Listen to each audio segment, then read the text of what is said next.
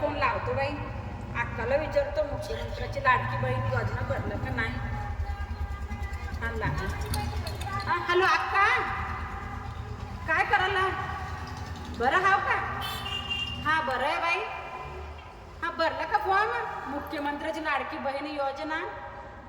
हा हा सगळेजण करायला आपण करावं म्हणतो. बरं झालं बाई, मम्मी पप्पाने आपल्याला महाराष्ट्रात दिलंय.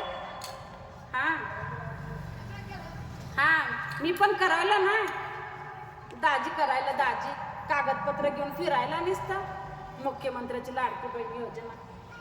हा भावानं नाही द्यायला कधी आपल्याला, रक्षाबंधन भाऊबीजी 1,500 रुपये.